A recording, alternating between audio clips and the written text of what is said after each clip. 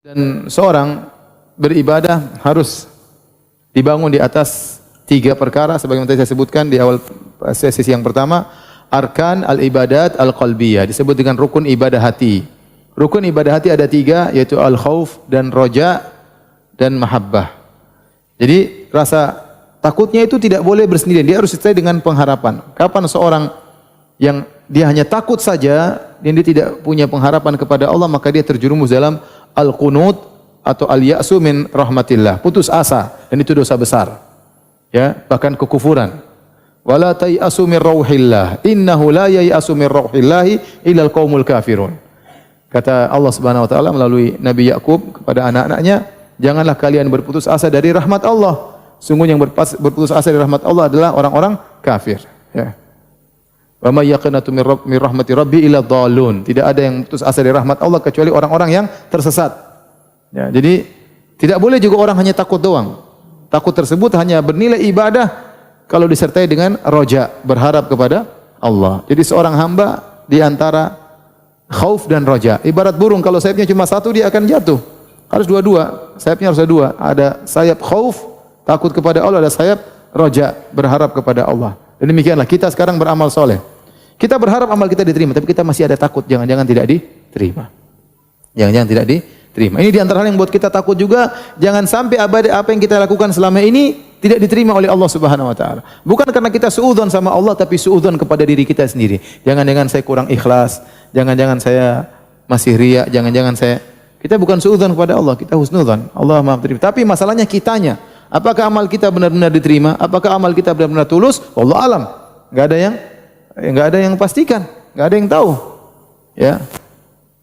Enggak ada yang tahu. Oleh karenanya seorang tatkala beribadah di antara khauf dan roja.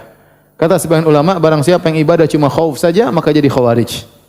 Khawarij, dia tidak punya pengharapan dan dia memutuskan harapan dari orang-orang sedikit kafir kafir, tidak memberikan harapan kepada dirinya dan tidak memberi harapan kepada orang lain. Barang siapa yang hanya ibadah dengan mengharap saja tanpa ada rasa takut, merasa aman terus, tenang aja. Allah Maha Pengampun, Allah Maha Penyayang. Tenang saja, mau dosa sebanyak apapun Allah akan ampuni. Dia lupa kalau Allah juga syadidul iqab.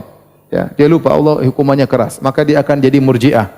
Kata Allah, "Nabbi ibadi anni ana ghafurur rahim wa anna adzabi huwal adzabul alim." Kata Allah, kabarkanlah kepada hamba-hambaku, anni ana ghafurur rahim, aku adalah zat yang Maha Pengampun lagi Maha Penyayang.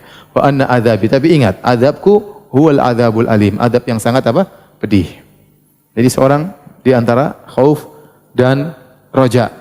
Ada khilaf di kalangan para ulama, kapan seorang menguatkan sisi khaufnya, kapan seorang menguatkan sisi rojanya, ataukah harus seimbang terus? Wallahu bisawab, seorang berusaha seimbang terus. Namun tatkala dia melakukan banyak maksiat, maka dia berusaha untuk khauf, maka dia berhenti dari maksiatnya.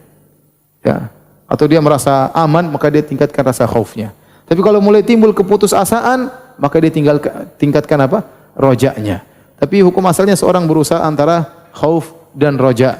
Jangan berlebihan salah satunya karena khawatir akan salah ya. Kecuali tatkala akan meninggal dunia, maka dia perbanyak rojanya. Ya, perbanyak rojanya. Sebagaimana dalam hadis kata Nabi sallallahu alaihi wasallam, la yamutanna ahadukum illa wa huwa yuhsinu dhanna billahi azza wa jalla. Janganlah salah seorang dari kalian meninggal dunia kecuali dia husnudzon kepada Allah Subhanahu wa taala.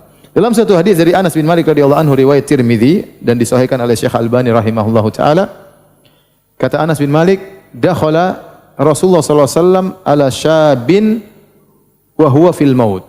Rasulullah sallam menjenguk seorang pemuda yang dia dalam kondisi sakaratul maut, dalam kondisi al-ihtidhar, itu mau meninggal dunia. Faqala, maka Nabi bertanya kepada pemuda tersebut, kaifa tajiduka? Bagaimana kau dapati dirimu? Bagaimana kau dapati jiwamu menjelang meninggal ini? Kata pemuda tersebut, arjullaha ya Rasulullah wa akhafu dzunubi. Ya Rasulullah, aku takut, aku berharap kepada Allah dan aku takut dengan dosa-dosaku. Dia mau meninggal, dia kumpulkan antara khauf dan dan raja. Kata Nabi, kaifa tajiduka? Bagaimana kau dapat dirimu? Kata dia, arjullaha wa akhafu dzunubi. Aku berharap kepada Allah dan aku takut dengan dosa-dosaku. Maka Nabi mengomentari, faqala Rasulullah sallallahu alaihi wasallam, kata Rasulullah sallallahu alaihi wasallam, la yajtami'ani fi qalbi 'abdin fi mithli hadzal mautin. Tidaklah roja dan khauf terkumpulkan pada hati seseorang mukmin dalam kondisi mau meninggal dunia, illa a'tahu Allahu alladhi yarju, kecuali Allah akan berikan apa yang dia harapkan, wa ammanahu minal ladzi yakhaf, dan Allah akan membuat dia aman dari apa yang dia takutkan. Jadi kalau kita meninggal dunia, kita kumpulkan roja ingin dapat surga dan khauf takut dari neraka jahanam, insyaallah dikabulkan. Dan ini dalil bahwasanya tatkala meninggal dunia kumpulkan tetap antara roja dan apa? Khauf. Antara roja dan khauf. Tapi kalau orang tidak terbiasa, repot.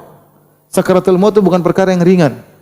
Orang akan meninggal dalam kebiasaan dia. Kalau kebiasaan dia selalu merasa aman, nanti dia merasa aman padahal masuk neraka. Kalau dia merasa takut berlebihan terus, bisa jadi meninggal dunia dalam kondisi demikian, suudzon kepada Allah Subhanahu wa taala. Maka dalam kehidupan sehari-hari kita harus menggabungkan kedua-duanya. Sampai sebagian ulama mengatakan, kalau dikatakan seluruh penghuni bumi masuk surga kecuali satu orang, tetaplah engkau khawatir jangan-jangan aku satu itu yang tidak masuk surga. Paham?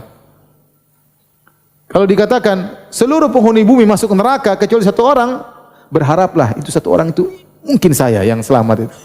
Tetap pengharapan kuat, tetap rasa takut apa? Kuat, seimbang. Saya ulangi, ada yang mengatakan kalau ada dikatakan bahwasanya seluruh penghuni bumi masuk surga kecuali satu orang, khawatirlah engkau jangan-jangan kau itulah yang tidak masuk surga. Kalau seandainya seluruh penghuni bumi masuk neraka kecuali satu, berharaplah engkau jangan-jangan engkau satu itulah orang yang tidak masuk neraka jahanam. Maka seorang tetap seimbang antara khauf dan roja. Jika dia bisa menata hatinya, maka dia akan beribadah dengan baik. Tinggal ikhlas dan cinta kepada Allah Subhanahu wa taala.